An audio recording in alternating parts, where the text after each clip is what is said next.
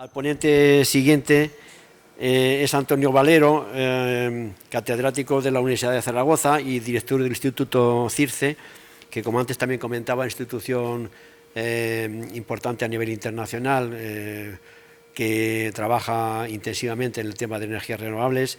Y Antonio Valero es una de las personalidades en el ámbito que hoy nos va a hablar de esta economía circular, porque lleva trabajando mucho tiempo desde el punto de vista de la termodinámica, y él como profesor de termodinámica entiende muy bien estos conceptos y nos va a explicar una vez más que esto de la economía circular, para ser circular del todo, pues le falta un hervor, no puede ser totalmente circular. Y él tiene una gran experiencia en estos temas, lo lleva desarrollando durante mucho tiempo. Él es miembro del Club de Roma Internacional, ha escrito muchos libros, tiene un libro realmente muy interesante, se llama Tanatia. Bueno, ya hará él su propia publicidad, pero quiero decir que ha trabajado mucho en este concepto de cómo son los ciclos de la materia que entran en el proceso económico, y realmente pues es una personalidad internacional de reconocido prestigio que a mí siempre me cautiva, como lo dice, y aparte que es un buen amigo, con lo cual pues tenerla aquí pues es un placer y un lujo. Así que, Antonio, pues te dejo. Muchas gracias a la Universidad de Castilla-La Mancha y, por supuesto, a SIPS, el que me inviten a venir. Y quería haceros una pregunta. Aquí, sobre todo, estáis gente joven, lo cual me satisface mucho, porque debo de ser el mayor de todos. Así que a mí me queda toda la vida por delante. Supongo que a vosotros también. Así que todos somos jóvenes. Por ahí se oye uno muchísimo más que nosotros.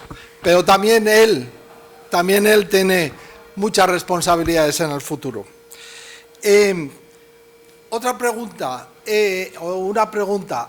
¿cuántos de aquí estáis estudiando económicas? ¿Estudiando o sois economistas? Bien, con lo cual he de decir que me tengo que, digamos, hablar a economistas, no a ingenieros o a físicos, pero en cualquiera de los casos voy a adaptar mi mensaje a vuestro conocimiento. La idea es que voy a hablar de estos temas de economía circular, pero voy a empezar siendo un poco ácido. Y a lo mejor terminaré siendo con un pH 1, ¿no? Lo más.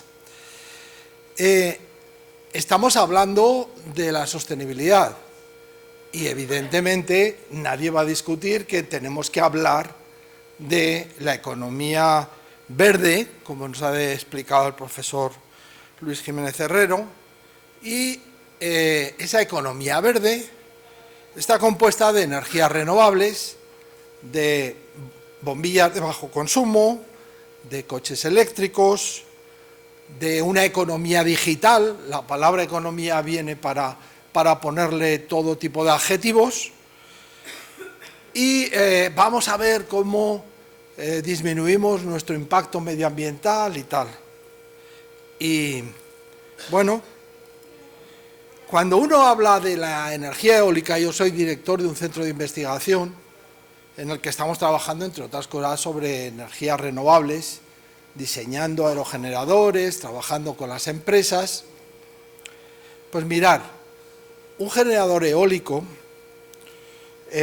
tiene unos equipos que, para convertir la energía mecánica en energía eléctrica, se necesitan unos imanes permanentes especiales. Pues esos imanes permanentes están compuestos de una sustancia, de un material que es neodimio, hierro, boro, praseodimio y disprosio. ¿Cuántos habíais oído hablar del disprosio? Es un amigo de todos, ¿no? El disprosio, ¿no lo conocéis? Pues bien, aparte, que tiene cobre, tiene acero, tiene aluminio, y la cuestión es que un aerogenerador pues necesita del orden de 171 kilos de esta sustancia, de esto que es extraordinariamente raro en la naturaleza, estos componentes. Si uno se va a la iluminación, estaremos todos de acuerdo que la iluminación hay que olvidarse ya de las bombillas incandescentes y hay que pasar a las bombillas de bajo consumo y últimamente a los LEDs. Ya prácticamente, ya casi nos hemos olvidado de las bombillas de bajo consumo. Pero una cuestión hay ahí. Cuando nosotros vemos una bombilla de incandescente, hay solo un filamento. Ese filamento es de wolframio. Solamente eso. Cuando pasamos a la bombilla de bajo consumo, un fluorescente, pues ya empieza a haber neón, hay mercurio, aparte de aluminio, hierro y en función de los colores, un conjunto de tierras raras, neodimio, lantano, cerio y otros elementos. Cuando nos vamos a la bombilla LED, aquí hay 25 tipos diferentes de sustancias, elementos químicos. 25 aquí. Fijaos una cuestión. Hace unos años, en Navidad, pues iluminábamos todo. Al iluminar para Navidades decíamos que se gastaba mucha energía utilizando las bombillas incandescentes.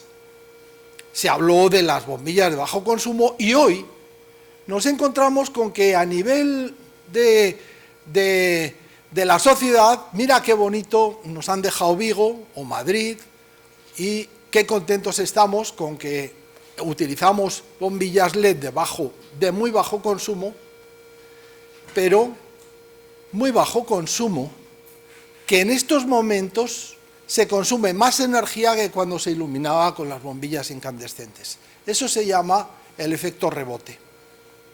Pero no solamente se consume más, sino lo que es peor, que la cantidad de materias primas críticas que se están utilizando, todo el mundo las está ignorando.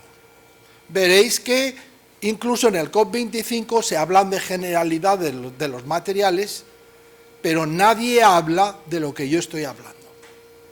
Estoy hablando y criticando al COP25 por falta de suficiente responsabilidad con las materias primas críticas del planeta. Bien, un teléfono móvil tiene nada menos que 31 elementos químicos. Os lo pongo, a los que no tenéis por qué saber química, los voy a enumerar. Hidrógeno, litio, potasio, magnesio, itrio, tántalo, wolframio, cobalto, níquel, cobre, plata, oro, aluminio, galio, indio, carbono, silicio, estaño, plomo, fósforo, arsénico, antimonio, oxígeno, bromo, lantano, praseodimio, neodimio, europio, gadiolinio, terbio y disprosio. Un teléfono móvil de los que tenemos aquí. ¿Cuántos teléfonos móviles reciclamos? Nuestro querido teléfono móvil lo llevamos a un sitio que no es un vertedero, sino es un lugar en nuestra casa, porque todos los beneficios que nos ha dado, y mira usted que ahora ya está obsoleto y yo no sé qué hacer con él. De esa tabla, 12 son amenazados en menos de 100 años. No hay en este planeta suficiente, si continuamos así, con 4.200 millones de teléfonos móviles,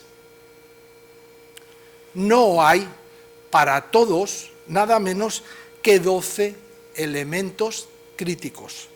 Pero 10 si sigue aumentando la demanda, que es lo que va a pasar. Y disponibilidad limitada, incluso minerales conflictivos, minerales teñidos de sangre. cobalto, tántalo y otros.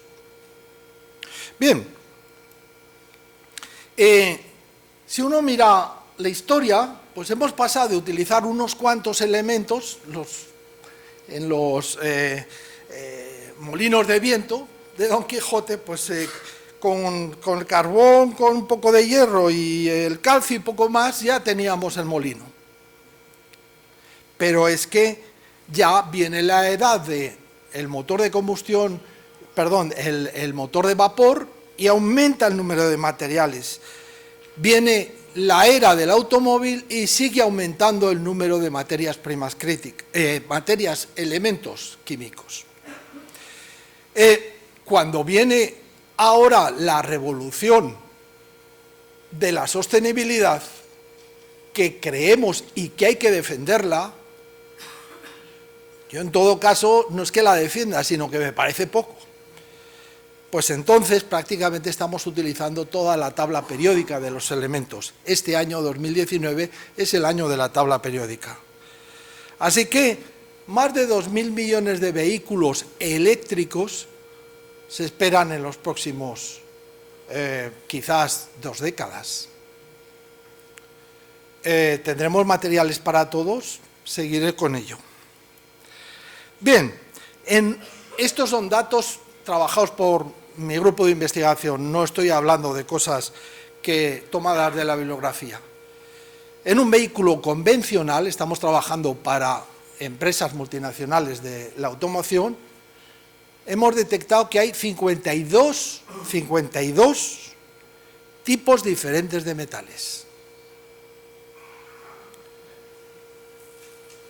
Y no estoy hablando de vehículos eléctricos aún. Mirad, en el sector automovilístico les hemos dicho a las compañías, mirad, el 600 pues tenía, digamos, pocos materiales, pasamos al 1400, esas cosas que ya son en la era del Holoceno, casi, fuimos aumentando el número de materias primas y vamos a llegar al vehículo eléctrico. ¿Hay materiales para todos? ¿Hay materiales para todo? Energías renovables, vehículos, iluminación, transporte en general, aviación, alimentación.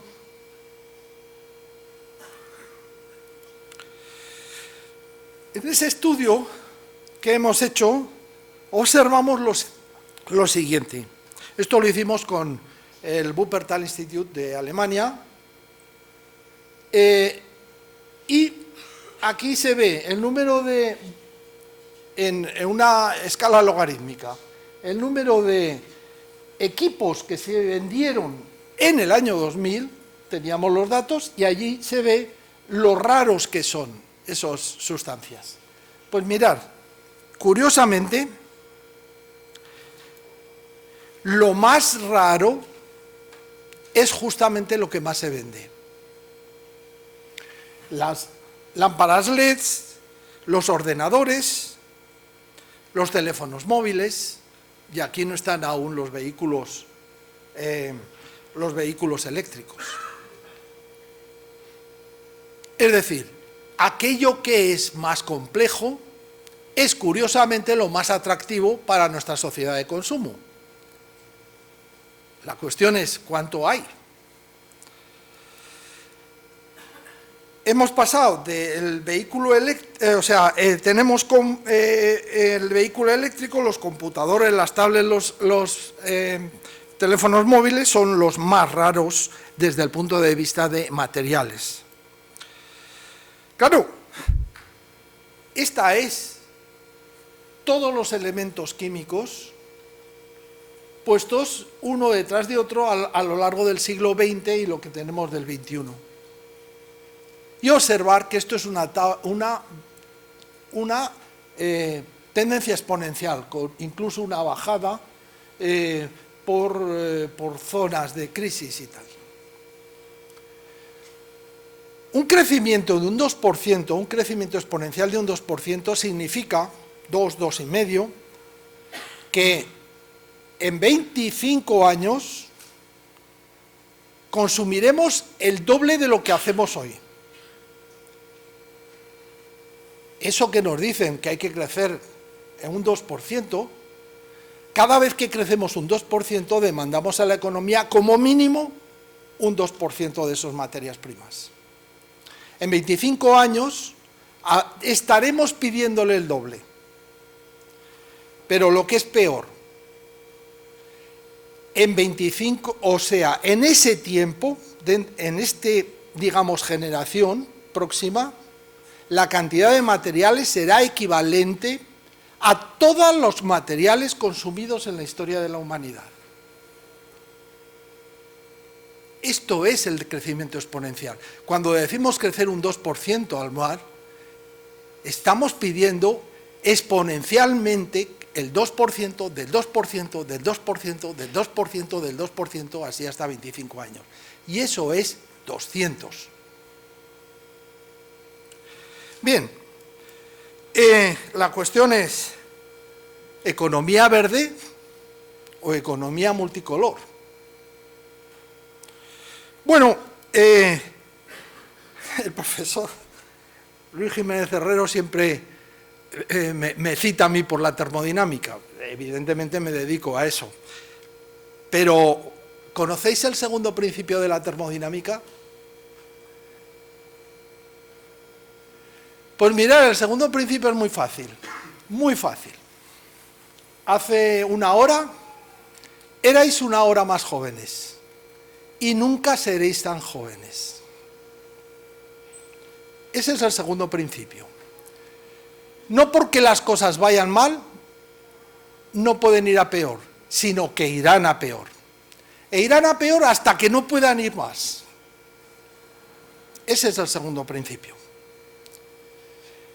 Que para organizar, para ordenar algo, yo tengo que gastar más que si lo dejamos. Pensar cuando uno limpia. Cuando uno limpia, en realidad está ensuciando más cosas de lo que limpia. Y ya la última, que lo mejor que podemos hacer desde el segundo principio de la termodinámica es que no gastemos nada. Y eso significa que nos muramos. Es evidente que no hay que ser tan extremo, pero que sí hay que aprender que no todo es jauja, que cuando crecemos, destruimos, y cuanto más crecemos, más destruimos. Y en un planeta con límites, porque este planeta tiene límites, no podemos crecer indefinidamente. Entonces tenemos que hacer lo posible por ponerle bridas al crecimiento, y más que crecer, habría que progresar. Si crecer significa consumir.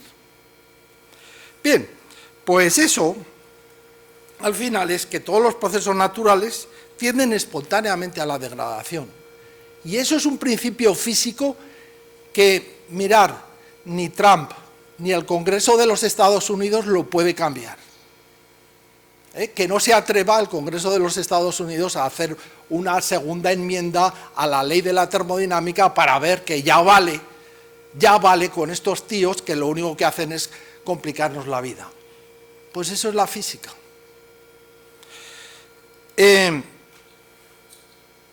Hace ya unos cuantos años, era muy joven, me fui a ver al profesor Nicolás Georgescu-Requen. Para mí es uno de los, digamos que yo creo que es el padre de los ecologistas ecológicos, economistas ecológicos.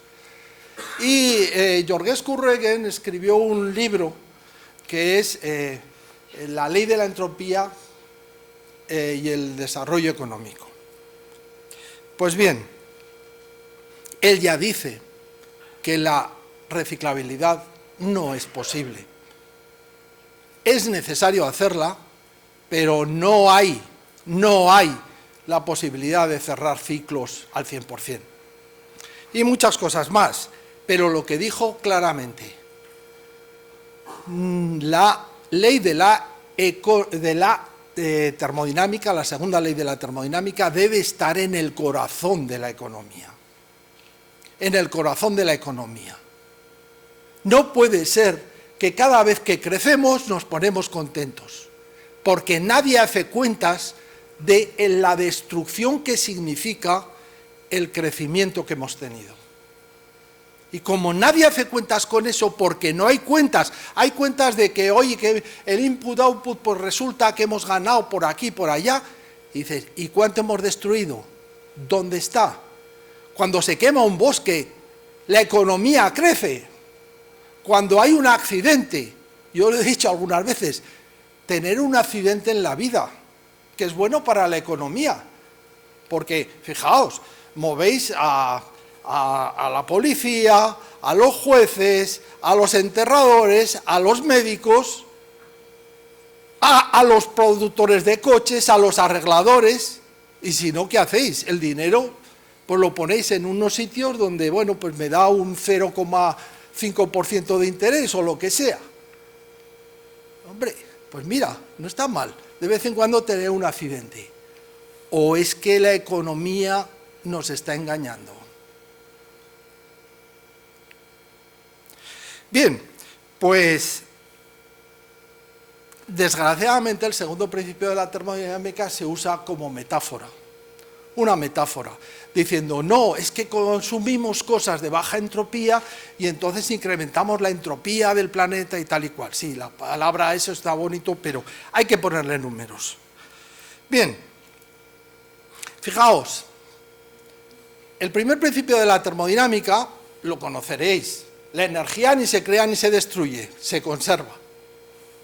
Si no se crea ni se destruye, tenemos la misma energía hoy que en el Big Bang, hace 15.000 millones de años. No hemos creado energía, pero aunque no hayamos creado energía, se ha dispersado. El universo se ha enfriado. El planeta se está enfriando y menos mal que tenemos al Sol, porque simplemente la vuelta, por la mañana nos calentamos, pero por la noche nos enfriamos. Solamente que el planeta diera una vuelta, en vez de cada 24 horas, cada 48 horas, no podríamos vivir. De frío que haría por las noches, porque el calor que hemos recibido del Sol por la mañana lo echamos por la tarde, a baja temperatura, por la noche. Bien, pues mirad, el dinero no puede, el dinero puede imprimirse de la nada. Los kilovatios hora no. ¿Habéis visto a Draghi cómo ha creado dinero de la nada? Nosotros ahí trabajando a ver si nos pagan un poco más, y va un fulano, le da a la ruleta y nos crea papeles, y esos papeles alimentan la economía y nos lleva a todos contentos. Y aquí todos trabajando por pensar que el dinero hay que conseguirlo con trabajo. Pues no, hay gente que dándole a la manivela consigue hacer trabajo. Perdón, conseguir hacer dinero. Los kilovatios no se pueden crear. Desde el Big Bang, los mismos. Y el segundo principio, claro, si un corolario es el dinero no es un indicador de agotamiento apropiado. Porque como si yo puedo crear dinero, ¿cómo agoto los recursos? Bien, y el segundo principio es, ya lo he comentado, y la actividad puede generar beneficios, pero siempre destruye recursos. Eso es la irreversibilidad. Y hay dos tipos de irreversibilidad. Uno que es, por ejemplo, coger un poco de agua, lo podéis congelar. Y el agua congelada volverá al agua, que volveremos a congelar, etcétera. Pero cada vez que hagamos un proceso de congelación, gastaremos más energía que la que nos devuelve el proceso de ser líquido a sólido. Necesitamos más energía de lo que la naturaleza hace por sí sola, o degrada por sí sola. Y esa es una irreversibilidad. Yo tengo esto aquí, lo dejo caer y cae solo, pero lo puedo recuperar. Y me cuesta más que la energía que me devuelve. Pero hay otra, y es la irrevocabilidad. Si morís, moriréis vosotros, solo vosotros. Y eso no lo podrá resolver, digamos, una cantidad de energía adicional. Bien, pues bueno, eso es el segundo principio y el corolario. En un planeta con recursos finitos, un crecimiento infinito es imposible. Es imposible. Bueno, pues siguiendo con ello, algunas ideas.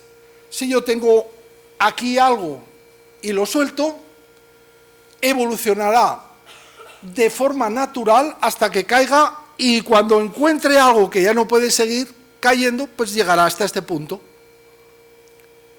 Pues bien, ¿qué ocurre con la atmósfera? Estamos aumentando el CO2, estamos degradándola. ¿Hasta qué? Hasta que todo el CO2 que tenemos condensado en combustibles fósiles se vaya a la atmósfera. Ese es un límite. El agua, empezamos a contaminarla y la iremos contaminando hasta que pues, todos los materiales valiosos se nos dispersen en el planeta, que es la litosfera y la hidrosfera. Entonces, uno puede decir, terriblemente, es que esto tiene límites.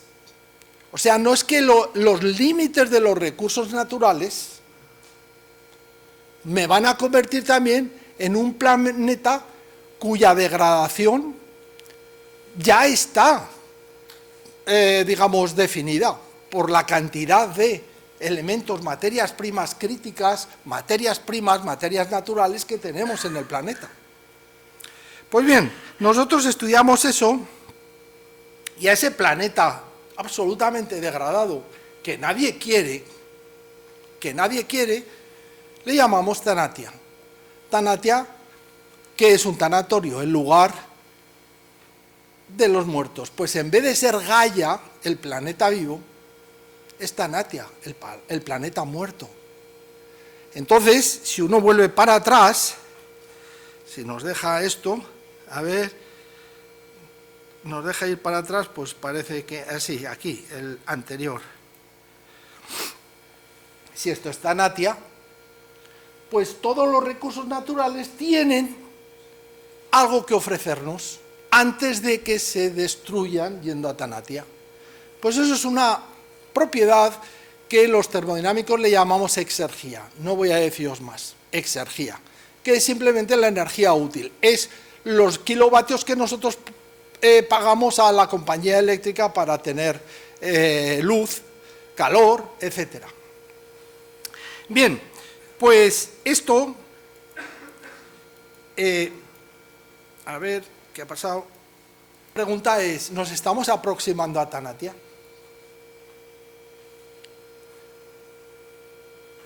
Y claro que lo estamos haciendo, y además de una forma exponencial.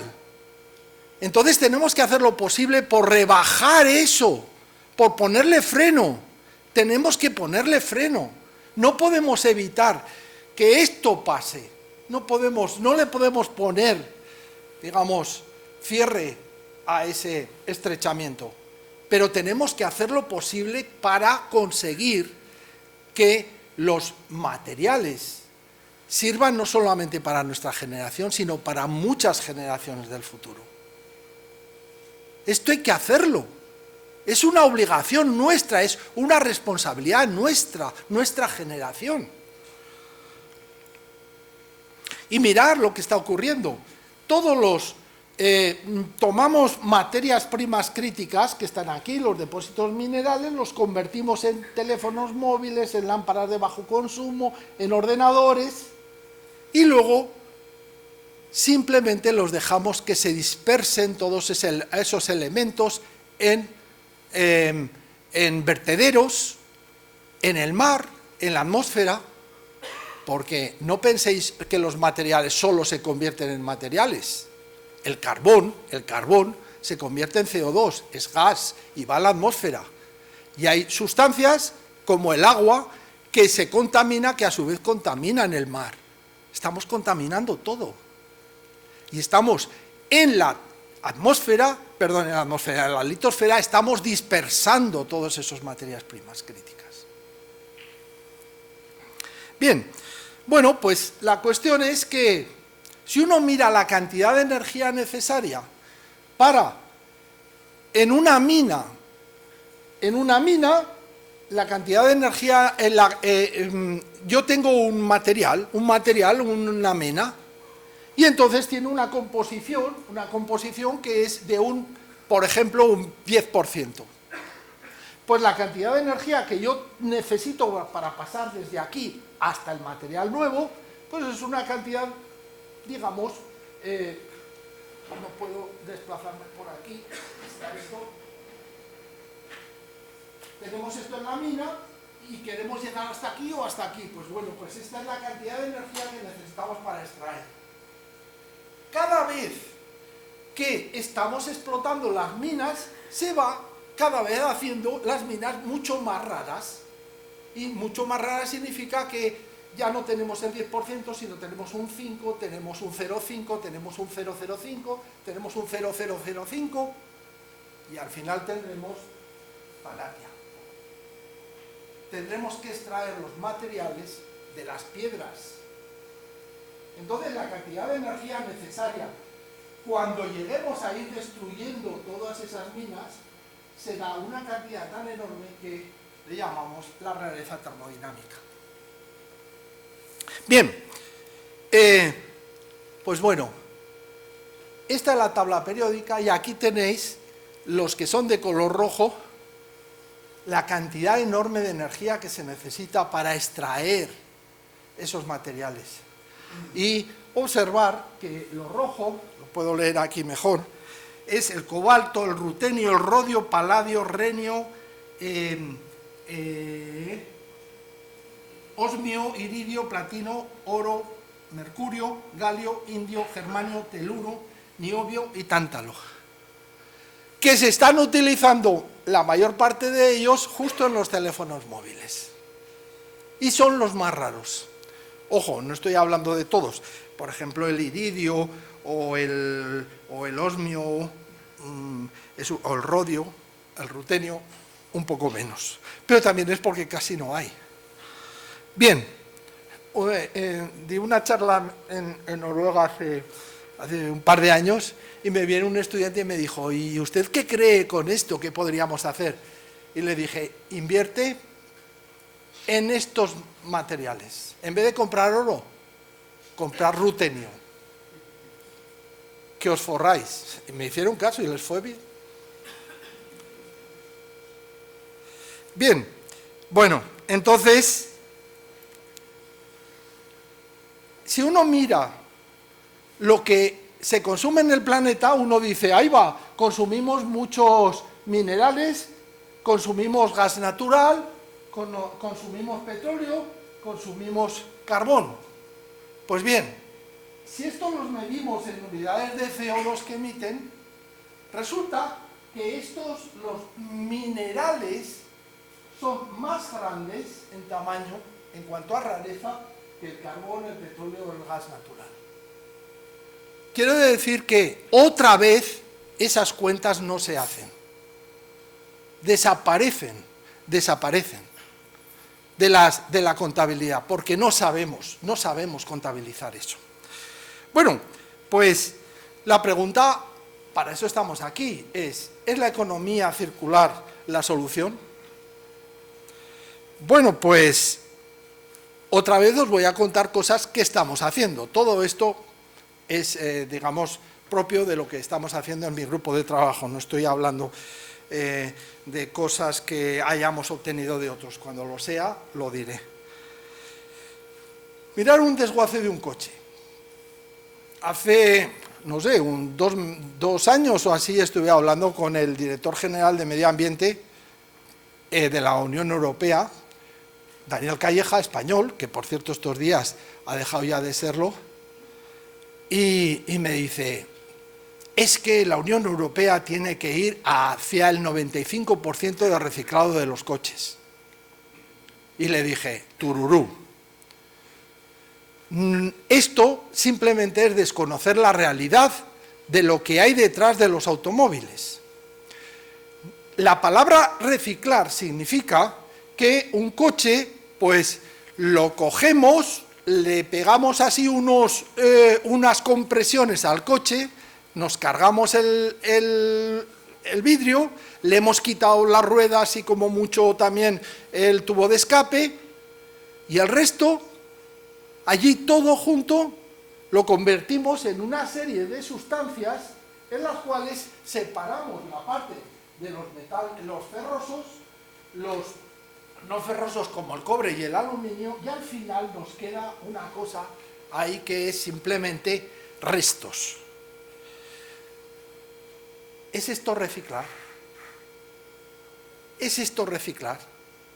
Claro, desde el punto de vista de la masa, como el hierro pesa mucho, hierro estoy hablando del acero, pues claro, sí que reciclamos. Hasta podemos decir que el 90 y tantos % se está reciclando desde el punto de vista del chasis, el motor y cosas así. Pero ¿y los materiales críticos? ¿Dónde están? Un vidrio tiene plomo, tiene cerio, tiene fósforo. Y eso no les damos importancia, nos lo cargamos. Toda la inteligencia del coche tiene más elementos críticos que nuestro propio teléfono móvil. Tiene GPS, tiene motores, tiene muchas cosas. ¿Dónde está eso? Los plásticos, hay más de 39 tipos de plásticos en un vehículo. Donde se reciclan los plásticos, claro, pesan poco. Pesan poco, y como pesan poco, que le vamos a dar poca importancia. Y así nos va. Hablando hace unos días con el capitán Moore, por el nombre no lo conoceréis, el capitán Moore fue un biólogo marino que descubrió el 7º continente del planeta, que es un mar de plásticos en el Océano Pacífico, tan grande o más que Europa. Y decía que el problema no son los plásticos que se ven, sino los plásticos que no se ven, los microplásticos. Los microplásticos de nuestra ropa, los microplásticos de la degradación de los plásticos. Porque esos entran en la cadena alimentaria, se lo comen los peces, o se lo comen los peces mayores, los pescamos nosotros, nos los comemos nosotros, y así en un mes, no sé si es un mes o una semana, hace unos días escuché que estamos ingiriendo el equivalente a una tarjeta de tipo Visa, en plásticos. Así que vamos acumulando plásticos. Pues bien, el desguace de un coche es esto. Y desde el punto de vista energético, aquí tenéis los distintos desguaces y nos da que en el convencional, este es el convencional, sobre todo se extrae el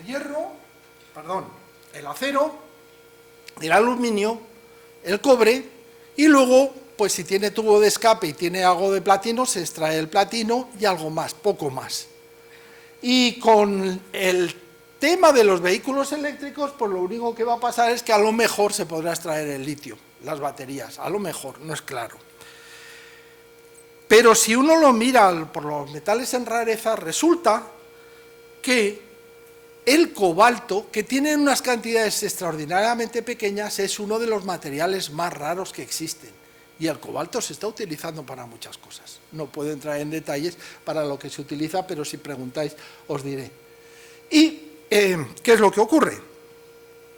Que desde el punto de vista de la rareza es más importante recuperar el cobalto, el níquel, el tántalo, que el cobre, el aluminio o el hierro. Díselo a la Comisión Europea qué es lo que hay que hacer. Que hay que cambiar la política, como decía el profesor Jiménez Herrero, hay que cambiar la política de reciclado, hay que cambiar la manera de diseñar, hay que cambiar la manera de consumir, hay que cambiar la manera de mantener las cosas. Hicimos un análisis de lo que ocurrirá en el año 2050. En el 2050, si seguimos las tendencias, y ojalá lo hagamos, pasaremos de utilizar carbón natural, petróleo nuclear y renovables, energía, pasaremos a, sobre todo, utilizar mucho las energías renovables, mucho menos el petróleo, mucho menos el carbón, etc. Pero,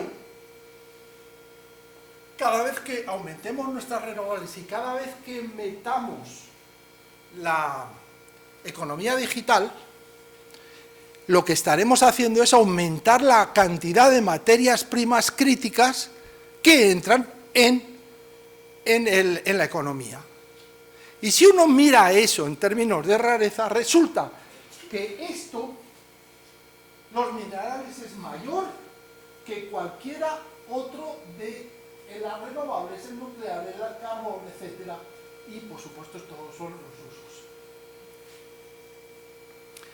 Otra vez, ¿dónde están esas cuentas? Nadie ve las cuentas de eso. Sigo.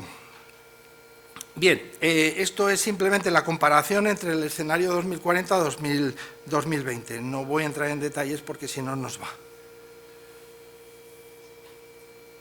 A mí me parece que la palabra economía circular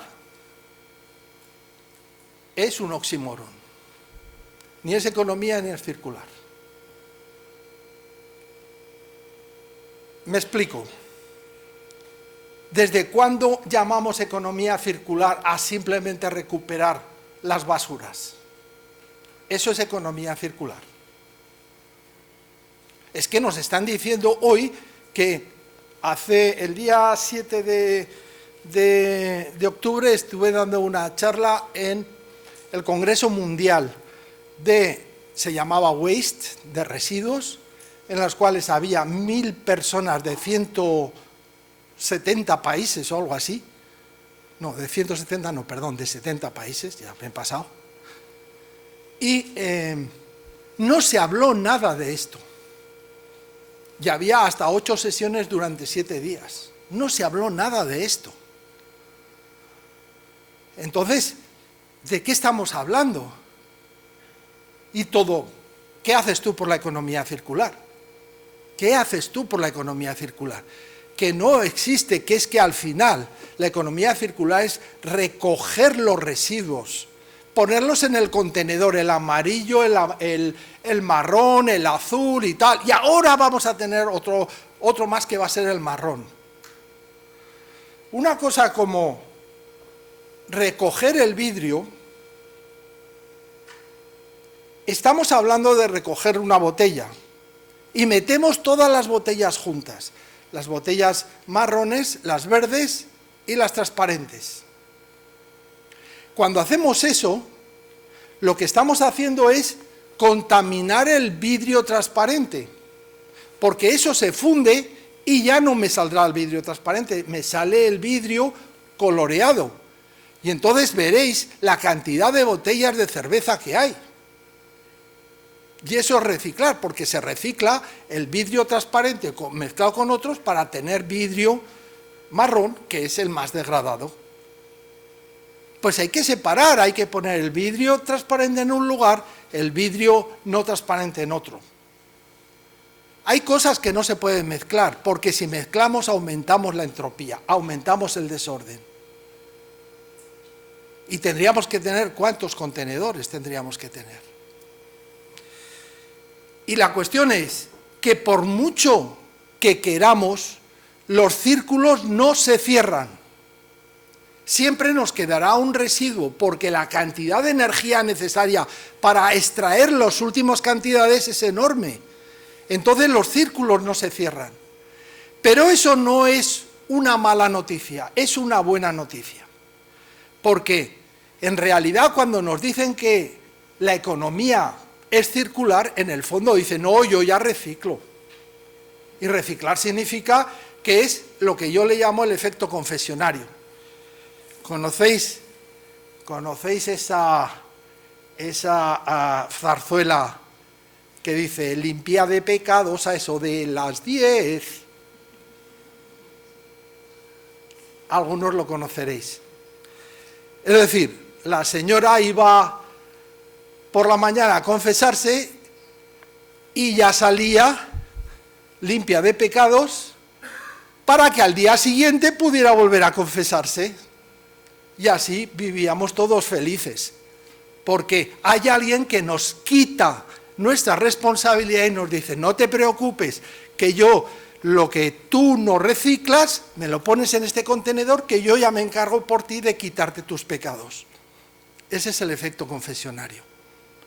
¿Hasta dónde vamos con la responsabilidad? Porque ocurre que hay empresas que ganan dinero con nuestros residuos. Por tanto, cuantos más residuos, más dinero ganan. Así que todos felices, ¿no? Nosotros que nos quitan el pecado y los otros que ganan dinero. ¿Qué más queremos? Así que no me vale cerrar el primer ciclo. Hay que ir a un segundo, a un tercero, a un cuarto, a un quinto. Y como dice el profesor Luis Jiménez Herrero, a una economía no espiral, sino helicoidal. Todos nos metemos en la degradación. Y claro, el valor de la durabilidad. Ya no me vale que nos digan que nuestro vehículo ahora consume 11 litros a los 100 y antes y entonces los nuevos ahora están a 6 litros a los 100, así que cámbiatelo. Pero la cantidad de energía necesaria para crear un nuevo vehículo es muchísimo mayor que el incremento de energía que gastamos. ¿Cuántas horas utilizamos nuestro vehículo al año? Pues la cantidad de energía adicional que gastamos por tener nuestro vehículo viejo es menor que la cantidad que el fabricante ha gastado en crear el nuevo vehículo. Habría que hacer una cosa, y es el reformular los coches. Yo cada vez que veo así a la gente joven que se mete allí unos altavoces fuertes y se pone el coche así de color y tal y cual, digo, por ahí hay que ir, porque el fin de vida de los equipos no es igual al fin de vida de sus componentes. Cuando un vehículo desaparece, me cargo todas las cosas que son valiosas y las que no lo son. Entonces hay que hacer una economía de recuperar todos los componentes que pueden ser recuperables. No vale decir que es que yo achatarro el coche y entonces les traigo el 85% de... Eso es que nos están engañando. Bien, así que hay que hacer que las cosas duren. Ya se ha acabado con la obsolescencia programada. Es decir, que cada vez las cosas duren más, que cada vez se reciclen en el sentido de se recuperen más los componentes de los vehículos, los componentes de los ordenadores, los componentes de los teléfonos móviles, los componentes de las energías renovables.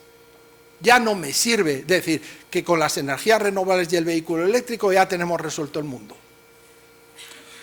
Bien, así que voy. En muchos casos, ya con esto voy terminando, en muchos casos se llama economía circular a la recogida de basuras más o menos eficaz. ¿Una sociedad libre de basuras? ¿Es eso una economía circular o tiene que ser de cero residuos? Y los cero residuos es una responsabilidad de todos, de las empresas, de las instituciones y de las personas.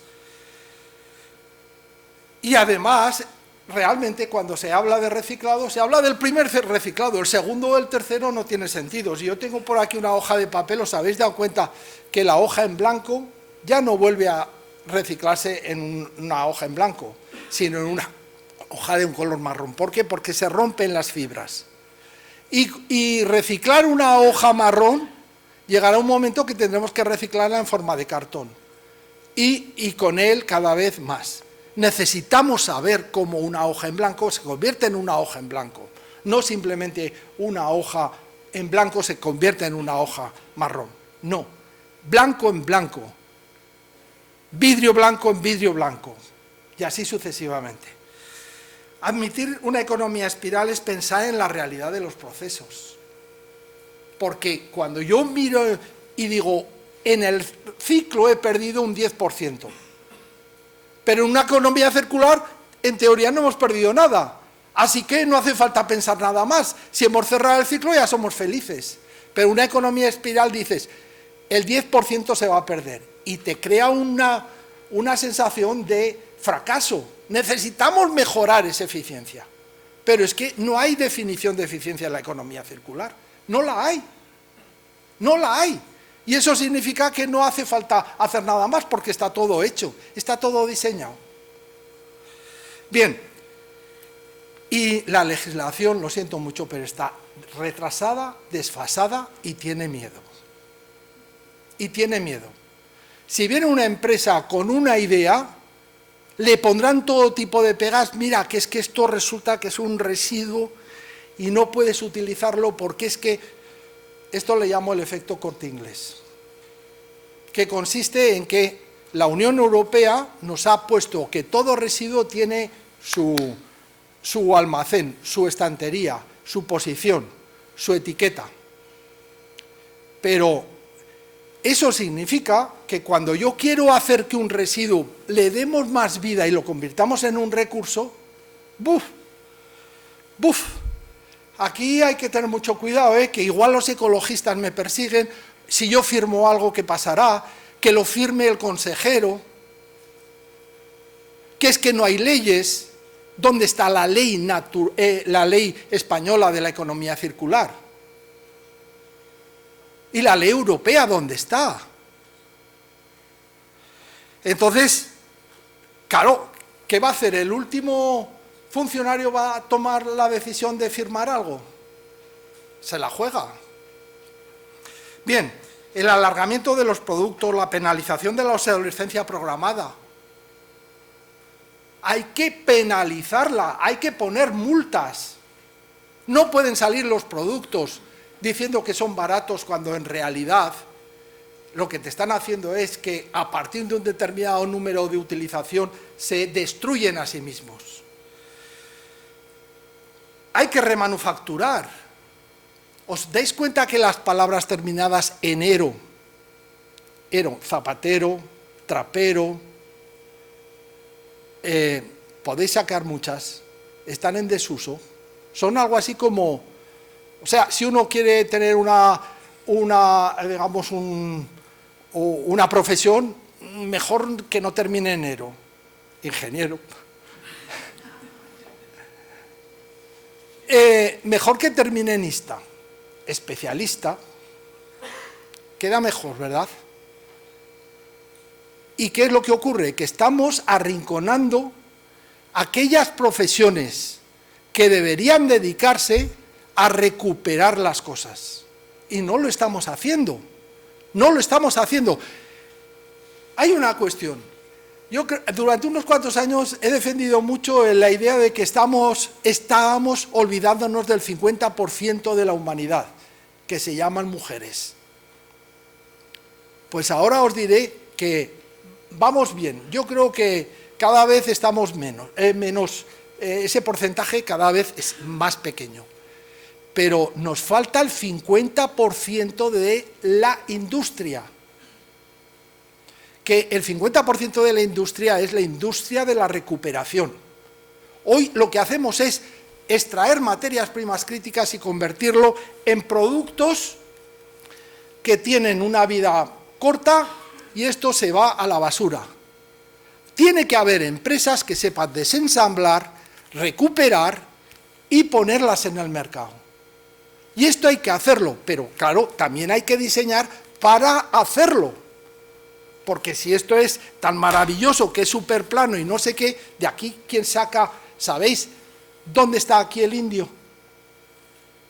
Cuando yo hago este fenómeno así, aquí hay un óxido que se llama óxido de estaño e indio, y está justamente en una película debajo del vidrio. Son cantidades ridículas, pero la cantidad de indio que se extrae en el planeta son 750 toneladas para todos los procesos en los cuales hacemos ese movimiento. ¿Por qué eso? Simplemente porque el indio es un elemento muy raro. Pero claro, si yo diseño esto para conseguir que esto pese poco, que esté bonito, etcétera, lo que estoy haciendo es simplemente ir evitando su reciclado, evitando su reutilización. Bien, economía de los servicios, economía compartida, y yo lo que digo, en español tenemos cerca de 4.000 palabras que empiezan por RE. Recuperar, reciclar, aquí está en inglés, pero es igual que sea en inglés que en español. Que significa volver a hacer. La empresa, la administración, la gente tiene que reeconomizar, volver a economizar, recrear, repensar, reducir, reinventar, hacer no renovable, hacer que los recursos no renovables sean renovables, es decir, los minerales, los materiales. La reeconomía. Bueno, os puedo decir que hay un movimiento internacional en temas de economía circular.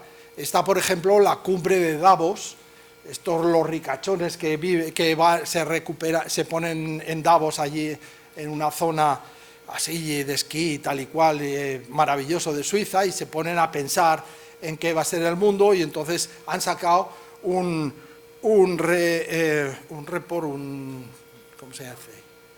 informe sobre la circularidad. Bueno, y ellos dicen que hay que diseñar para el futuro, incorporar la tecnología digital, sostener y preservar lo que ya existe, repensar los modelos de negocio, utilizar los residuos como recursos, priorizar los recursos regenerativos y finalmente pues juntarse para crear valor añadido. Y ponen hasta 450 ejemplos de economía circular. Para mí, economía espiral me parece poco. Me parece poco. Porque no entran en los problemas que hay. Cómo le quitamos a un coche todos esos elementos extraños para recuperarlos otra vez, para ponerlos en marcha, etc. Pero no nos engañemos. No se trata de que el papel lo convirtamos en cartón y sustituya al plástico, sino que el papel vuelva a ser papel blanco en papel blanco. Hay mucho que investigar, hay mucho que desarrollar.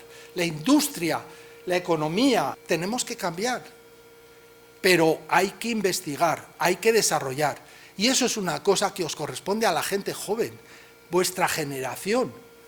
Queráis que no, en 25 años, una de dos, o consumiremos el doble de lo que hoy se consume, y en esos 25 años de vuestra vida os vais a encontrar que habréis consumido el equivalente en materias primas a toda la historia de la humanidad, o simplemente cambiáis la curva exponencial, empezáis a desarrollar justamente esa parte de economía que aún no se ha desarrollado, que es simplemente recuperar todos los materiales en vez de que se dispersen en el planeta.